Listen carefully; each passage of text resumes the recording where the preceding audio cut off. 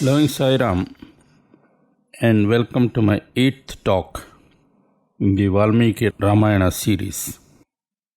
Last time I ended with Rama, Lakshmana and Sita bidding the final goodbye, at which time Dasaratha pleads that Rama spend at least one more night with him and leave in the morning. Rama gently dissuades Dasaratha, saying, "Father, maybe by spending the night I could enjoy for just a little bit longer the comforts and facilities that I have been used to all along. But what would happen when I leave tomorrow? It is better to leave when one's mind is firm. Unnecessary delays would merely bring in unwanted complications." Unable to stop Rama, Dasaratha then embraced him and immediately collapsed to the ground unconscious, even as everyone present began to weep. In purely worldly terms, Sumantra was just a minister, though the senior most. However, he had served Dasaratha for such a long time and with such loyalty that he was almost a family member. Drawing upon the strength of his services and closeness, Sumantra now spoke in a manner that a minister dare not ever resort to. Calling Kaikeyi a cruel woman about to murder her husband, he warned her that while she might make her son a king, the latter would actually be ruling over an empty kingdom. Rama was dear not only to Dasaratha, but indeed the whole of Ayodhya. And if Rama withdrew to the forest, all the people, including the Brahmins, would follow him there. He, Sumantra, also would do likewise. Why? Even Dasaratha would do the same. There was still time for Kaikeyi to change her mind and call back Rama. If, however, she insisted on her pound of flesh, then everyone would lose, including herself. Meanwhile, Dasaratha regained consciousness and, speaking in a feeble voice, said, "Sumantra, it looks as if we have to reconcile ourselves to Rama's going to the forest. However, let him not go alone. Send a huge contingent of armed personnel, servants, horses, elephants, and of course all the provisions that would be needed. Also see to it that he has proper clothes and jewels to wear. You know everything, and I do not have to spell out the details." Hearing this, Kaikeyi became furious and shouted, "My son is not a beggar, and he would not accept a kingdom stripped of everything, especially its wealth and army." Heated arguments then followed, with Kaikeyi trying to cite instances of how earlier kings in the Ikshvaku dynasty had made great sacrifices, while others declared that by demanding that the army should not be sent, Kaikeyi was literally asking for a third boon. While all this drama was going on, Rama, Lakshmana and Sita just stood by and watched, saying not even a single word. Finally, feeling that it was time to intervene, Rama said in a soft but firm tone, "I have made a promise to go to the forest and live like a hermit. Having vowed to renounce luxuries, what purpose would an army and a battery of attendants serve? On the contrary, all these would be a serious impediment." Turning then to the maidservants of Kaikeyi, Rama said, "Please bring some robes fit for a dweller in the forest." And when they brought a few pieces of tree bark and gave them to Kaikeyi, she eagerly handed them over to Rama, more than dropping a hint that Rama should immediately don them as symbol of detachment. Lakshmana followed suit, and when all were waiting to see what would happen next, Kaikeyi handed over a robe made of kusa grass to Sita, who least expected this. She was troubled, and rightly so, wondering how she was expected to change her dress in public. Rama solved the problem by symbolically draping the dress over the clothes Sita was already wearing. Kaikeyi then handed over pieces of tree bark to Sita when sage Vasishtha intervened. Speaking sternly to the queen, he said, "O cruel woman, having hoodwinked the king, you now seem to be going beyond all bounds known to humans. Princess Sita shall not go to the forest. Indeed, she is not required to, according to the boons you have cunningly extracted. Instead, she shall occupy the throne which was earlier reserved for Rama. If, however, Sita insists on following Rama, I shall follow, and I am sure that the people of Ayodhya would do likewise. Indeed, the whole of the Kosala kingdom would be empty, because all its citizens would be in the forest where Rama takes residence. You can then have the pleasure of ruling over a desolate and empty kingdom. By the way, if you think Bharata would be a party to your evil scheme, you have another guest coming. Knowing his nature, I can assure you that he, along with Shatrughna, would also retire to the forest. Even snakes and animals would refuse your company. Kaikeyi, stop being mean and cruel, and for heaven's sake, take back those tree barks you have just given to Sita. Further, make amends for the insults you have inflicted on that noble princess by giving her some of the finest jewelry." Not in living memory had anyone seen the sage speak in that manner, and that too to a queen of the realm in the very presence of the emperor. One thing that became very clear as a result of Vasishtha's outburst was that Sita had no need whatsoever to dress like the wife of a hermit. She was a princess, and robes made of grass and tree bark were not for her. In fact, she could leave for the forest wearing all her jewels.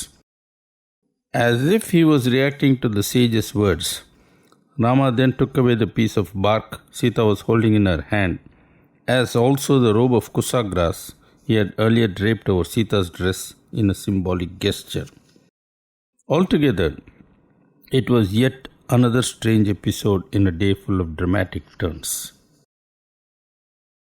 All that had to be said already had been, and not wanting to delay departure any further, Rama then said to Dasaratha, "Father, please always be kind to Mother Kausalya. She is understandably in deep pain, and I would be grateful for anything you do to assuage her pain." Finally, resigning himself to the inevitable, Dasaratha amid sobs asked Sumantra to bring a good and suitably prepared chariot that would take the exiles to the edge of the kingdom where the forest began.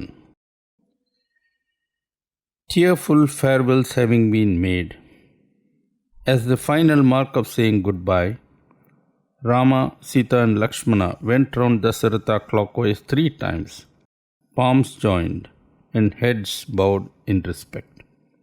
Meanwhile, the chariot had arrived with Sumantra holding the reins. The royal exiles then boarded the chariot, and as Sumantra cracked the whip to get moving, the crowds gathered outside cried, "O minister, please drive slowly so that we can see Rama clearly." Even as the chariot started moving forward, Dasaratha came out of the palace and started running behind the chariot, crying out loudly, "Stop! Stop!" Rama emphatically commanded the minister to ignore Dasaratha and instead proceed full speed ahead. While the crowds ran behind the chariot trying to keep pace with it, Dasaratha and his queens returned to the gymnasium with everyone, excepting Kaikeyi of course, lamenting loudly and pouring accusations on Kaikeyi. Utterly disgusted with Kaikeyi, Dasaratha now withdrew to Kausalya's chambers and, overcome with grief and exhaustion, collapsed on a couch, unable to speak even a single word. Kausalya, who really loved Dasharatha, was moved to see the state in which the emperor was and took the opportunity to pour out her anger against Kaikeyi. Anger exhausted, she then began blaming herself, wondering whether it was the consequence of any sin committed by her in the past that was haunting her now. Sumitra, who had joined Kausalya so as to be by the side of Dasharatha, and who until now had hardly spoken, began to console Kausalya as best as she could. She drew attention to Rama's wonderful and sterling qualities, and how, as the proud mother of such a one, Kausalya ought to feel proud that her only son was setting the noblest example of sacrifice that would shine for all time. Meanwhile, most of the people in the crowd that followed Rama slowly began to drop out one by one, even as the chariot disappeared from public view due to the dust cloud it raised. Only a very small number of very determined people kept following it. Shortly thereafter, the chariot, crossing the outer boundary of the city of Ayodhya, sped eastwards towards the Tamasa river, which was reached as the sun began to set. Deciding that it was time to have a break of journey, Sumantra stopped the chariot, allowing Rama, Lakshmana and Sita to demount. He then released the horses that by now were quite tired and allowed them to have a good drink of water from the river. Sumantra then washed the horses, following which he allowed them to graze and rest. For Rama and his co-exiles, it was their first day in the forest. While being in the forest was no new experience for the two brothers, for Sita it certainly was a totally new one.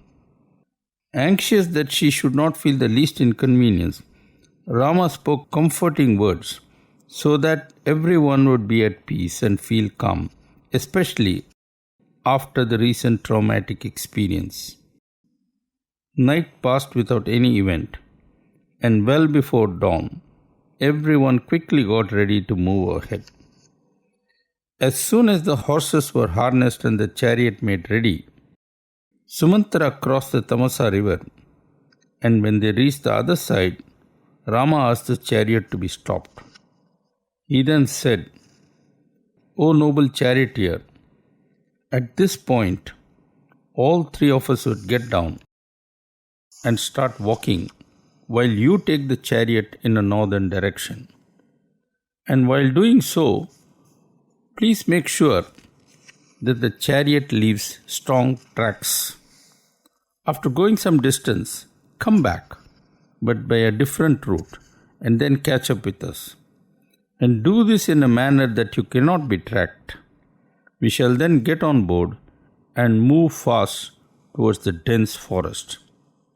When the people who have come thus far with us wake up and start moving, they would see this track and get the impression that we have returned to Ayodhya. And that would stop them from following us any further. I am not coming with you because, having started on my exile, I do not wish to travel in the direction of Ayodhya for even one moment." Quickly grasping the point, Sumantra did the needful to divert public attention, and when he came back, the chariot was able to proceed without anyone following it. When the sun rose, the tenacious citizens of Ayodhya who had kept following Rama noticed that he had already left. They then crossed the Tamasa river, where they saw the track that Sumantra had specially been instructed to create, and following it, they soon became separated from their dear Rama, who by that time had reached the outer regions of the Kosala kingdom. As Rama and the other exiles drove by, they saw little villages, and everywhere the people rushed to catch a fleeting glimpse of him. Finally, when the border of the kingdom was reached, turning towards the direction where Ayodhya was, Rama said, "Dear Ayodhya, for now I say goodbye. I shall see you again 14 years from now when I come back to join my parents. Sometime later, the party approached the town of Sringaverapura, located on the banks of the Ganga. When they reached the river bank, Rama suggested that they would break journey and spend the night there. The region where Rama had chosen to halt was controlled by a tribal chief and an old friend of his named Guha. Hearing from some of the locals that Rama had arrived, Guha at once rushed to meet him. But when he saw Rama in a hermit's dress, his heart sank. After warmly embracing Rama, Guha said, "This principality is as much yours as it is mine. It is my good fortune to have you here as my honored guest. Just one word, and I am ready to do anything for you. By the way, you must be very tired. Relax and enjoy the food and drink I have specially brought for you. There is plenty to choose from, and in case you want something else, that also shall be provided. We are all nothing but your servants." Rama was deeply touched and replied, "Guha, I am so glad to see you, and that too after such a long time. Is all well with you, your family, and the members of your tribe? You know, it's so kind of you to have brought so much, with absolutely no notice whatsoever from our side. In fact, I am simply astonished how you managed to do it. But then, dear friend, I am under a vow, and am therefore not in a position to accept lavish hospitality like this. However, you are welcome to feed all that you want to these horses, which, by the way, belong to the emperor. Tonight, having arrived at the banks of this most sacred river, I wish to fast and shall merely drink some water from Ganga, which dear Lakshmana would bring for me. I hope you would understand." Guha was clearly disappointed, but accepted Rama's decision with humility. Meanwhile, Lakshmana fetched some water from the river, with which he first washed the feet of Rama and Sita. He then offered the water to Rama to quench his thirst. Night had fallen, and having spread some kusa grass on the ground for Rama and Sita to lie down, Lakshmana withdrew to a tree in the neighborhood, from where he could keep watch. Guha, who was watching all this from a distance, was distressed by everything he had seen thus far. He came to Lakshmana and said, "O Prince, you must be very tired. I shall prepare a small bed for you made from kusa grass that grows in abundance here. Just lie down for a while and rest, while I do the guard duty in your place." Politely declining the offer, Lakshmana replied, "Guha, do you think I can sleep when I see Rama used to royal luxury lying on the bare ground like this? And all this for what?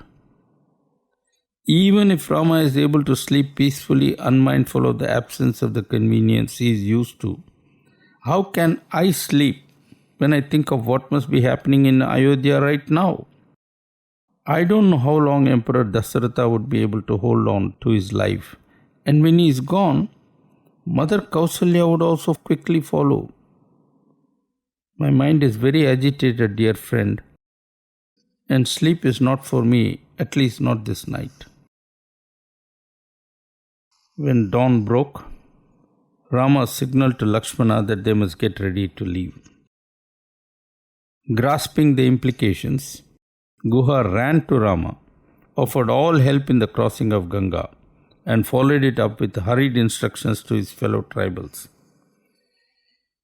As soon as Guha had completed all the arrangements required for Rama and his party to be ferried across the river, Rama turned to Sumantra and said, "O noble minister, be brave and calm, and return to Ayodhya to be with our emperor. For now you have done enough for all of us, and I am personally grateful to you for bringing us this far. Please return now." Sumantara then asked, "O Prince, when I return, everyone would definitely demand to know, did Rama have any special message for me? When they do so, what am I to reply?" Rama smiled and replied, "Sir, you are right, and you certainly would be asked that question. Here are my special and personal messages." So saying, Rama mentioned several people by name and told Sumantara what he should say to each of them. Turning next to Guha, Rama said, "I am supposed to live like a hermit. Hermits do not wear their hair like I am doing now. Before I go any further, I must get my hair matted, and for this I need the milk of banyan tree. Please get me some quickly." This was done, and when Rama and Lakshmana applied the tree extract and thus got their hair duly matted, they then wore it the way rishis do, after which they were ready for the journey. Thereafter, Rama took leave of Guha, and one by one the exiles got into a boat specially made ready by Guha, who had arranged for one of his best oarsmen to do the ferrying.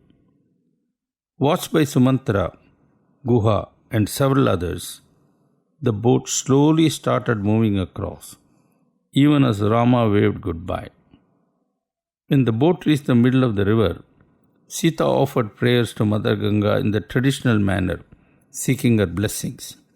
Soon the party safely reached the other side of the river. From now on, there was no more chariot ride, and the journey had to be made on foot. The exile period had truly commenced. The royal trio were now in the land between the sacred rivers Yamuna, modern Jamuna, and Ganga. The region being thickly wooded, they moved in a single row, with Lakshmana in the lead, Sita walking behind him, and Rama bringing up the rear. After trekking for a long while, Rama located a nice big tree and decided that they would spend the night under that tree. And when evening came, they said their prayer as always, and after spreading some dried leaves as well as grass on suitable patches to serve as beds, lay down to sleep. With so much on their minds, sleep would not come that easily, and Rama began to reflect how things must be back home for various people, in particular Mother Kausalya. Remembering her, Rama became so overwhelmed that he suddenly said, "Lakshmana, I am deeply concerned that Kaikeyi might ill-treat Kausalya and Sumitra, and there is something I cannot simply bear. I therefore want you to return immediately to Ayodhya and take on the important duty of protecting our mothers. Otherwise, they may be exposed to all kinds of dangers. As for me, I shall proceed further into the forest along with Sita, because I have the sacred duty of implementing the boons granted by Father. You, on the other hand, are not bound by any such obligations and are therefore free to do as you like. Please therefore prepare to go to Ayodhya and do as I say." Lakshmana was taken aback, and understandably so.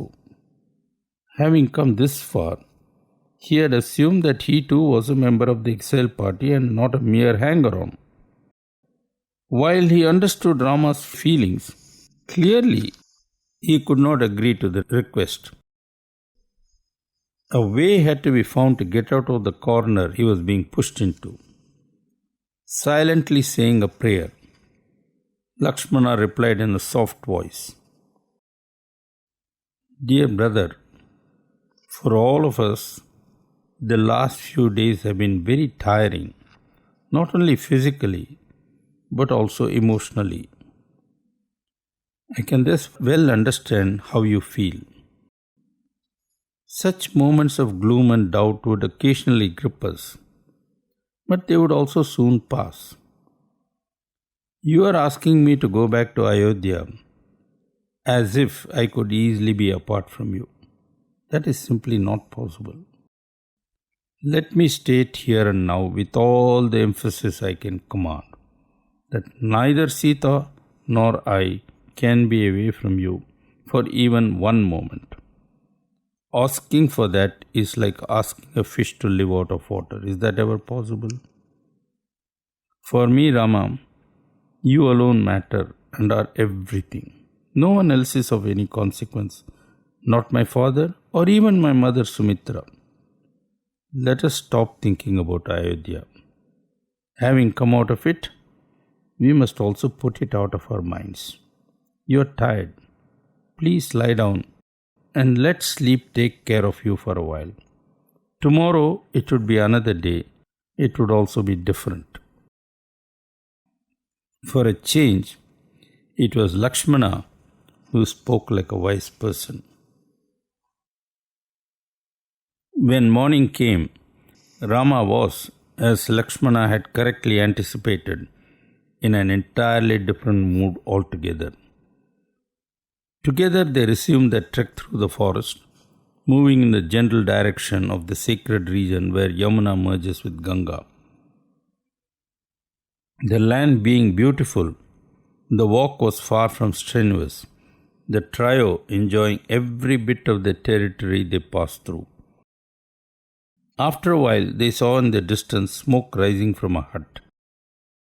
Being aware that they were now not far from the confluence of Ganga and the Jamuna, they guessed that the smoke was undoubtedly coming from a hermitage.